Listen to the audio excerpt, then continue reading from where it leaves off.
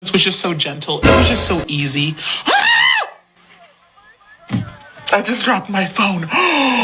No, Philippines, what is that?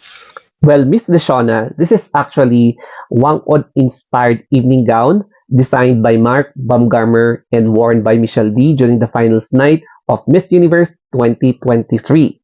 That is why yung detail ng gown ay napaka-intricate enough na kuhang-kuha yung design no, from dito sa kamay, dito sa lahat ng upper part, sa front and sa back. So, napakaganda, very unique at trendsetter gown ito. Kaya naman panoorin natin ang buong reaction ni The Sovereign nung lumabas si Michelle D with that beautiful, creative at trendsetting gown. It was just so gentle. It was just so easy. I just dropped my phone. No, Philippines, what is that?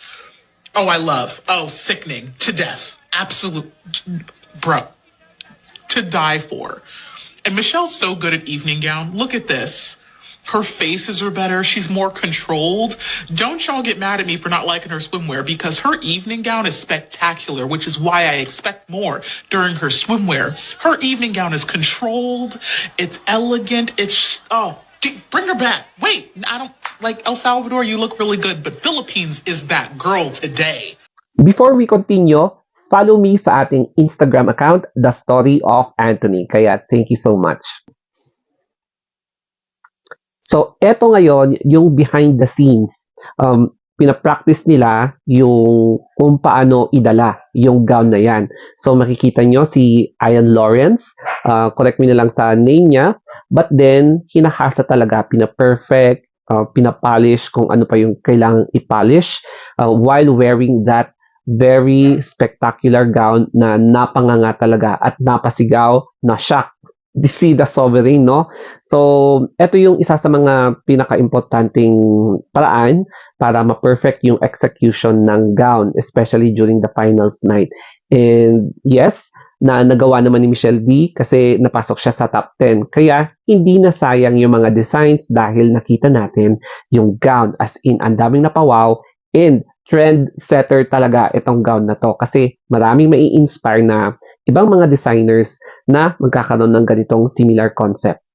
Pag-usapan naman natin the person behind, yung legendary person behind that inspirational gown. So, siya po si Apo Wang Od.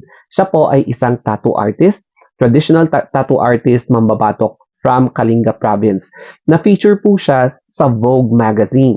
And marami talaga ang gustong pumunta sa kanya kasi she is a living legend para magpa-tattoo. So makikita niyo yung sa katawan niya as in traditional tattoo yung ginamit. Kaya ayun, napaka-inspiring lalong-lalo na sa mga gustong magkaroon ng art sa kanilang skin. And syempre naman, ang isa din sa nag-inspire kay Michelle D ay ang kanyang mother, 1979 Miss International, Melanie Marquez. So together with Apo Wang Od, silang dalawa ang nag-inspire kay Michelle D to become unique, to become the person who she is right now, na nagbigay karangalan sa buong Pilipinas. Pagdating naman sa mga design, ayan po, some of which or most ng mga design ay ganyan yung style ng pagpapatattoo kay Apo Wang Od na na-inspire sa pagkakagawa sa design sa ginamit ni Michelle D sa finals night ng Miss Universe. And syempre, speaking about sa location, sa area kung saan nagpapatattoo ang mga patrons kay Apo Wang Od, yan po, dun sa Buscalan, Kalinga. And kapag from Manila ka, it will take you at least 10-hour trip.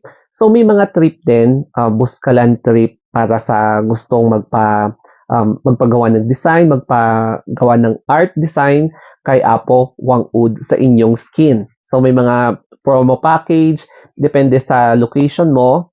Doon nakadepend yung price kasi syempre yung krudo, di ba? And anyway, marami talagang tourist na nagpapaschedule na pumunta doon sa Kalinga. And syempre ako na medyo malapit sa Kalinga, Benguet Province to Kalinga, ayun, may mga friends din ako na pumunta doon at nagpa-tattoo. Ayan.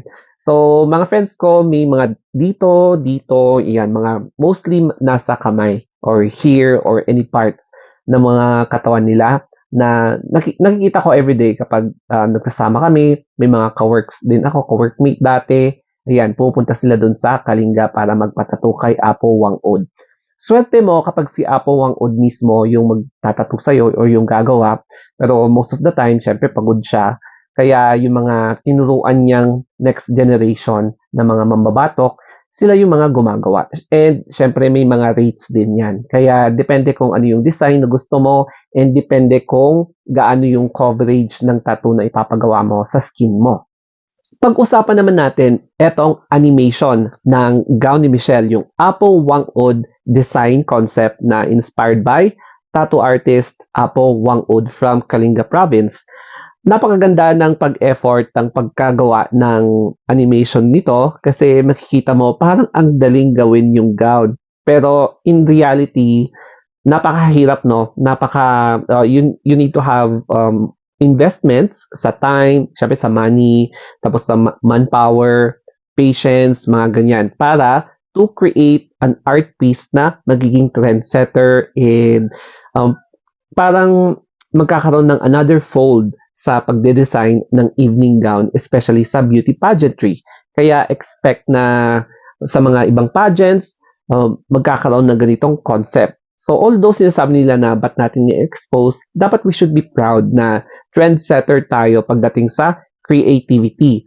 And may mga nakita rin naman tayo before na parang inspired sa mga ganitong klaseng concept. Kaya lang, ngayon ulit nagkaroon ng trending na ganitong design na gown. So, iilan lang yung mga nakikita natin before na hindi tayo aware na na-inspire sa mga tattoo. Pero dito, na-popularized ulit yung ganitong klaseng design.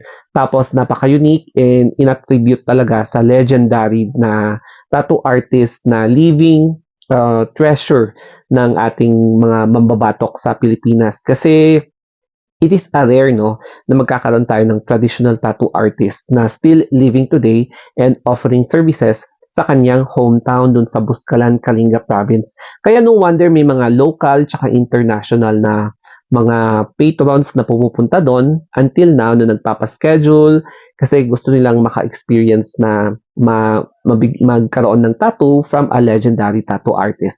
Kung hindi man siya available naman yung mga next generation na mag-provide ng services. I believe marami pang mga follow-up vlogs or pageantry vlogs na ilalabas ni Devona or yung The Sovereign kasi mukhang nag-hibernate siya sa pag-cover ng mga pageants. And 'di ba hindi pa tapos ang Miss Earth, so siguro hindi lang Miss Universe yung i-cover niya, pati na rin ang Miss Earth. And siguro mapapashock na naman siya sa mga bagong pasabog ng mga candidates aside from Philippines sa Miss Earth, di ba? Kaya abangan na lang natin yung mga susunod na kanyang mga pasigaw o kaya commentaries about pageantry. Yan. So I hope na may natutunan kayo dito sa video, especially about kay Apo Wang-od or paano makapunta sa kanila. Ayan. Marami namang mga packages if you are interested na pumunta doon. Depende na lang kung saan yung location mo. Pero syempre, masasabi ko sa inyo is dapat maglaan kayo ng at least 4 to 5 days or 2 to 3 days, mga ganyan. Hindi overnight kasi mapapagod lang kayo. Okay, so that's it guys. Thank you and sana follow nyo ako and sana mag-subscribe kayo kung nagustuhan nyo yung mga pageantry vlogs ko.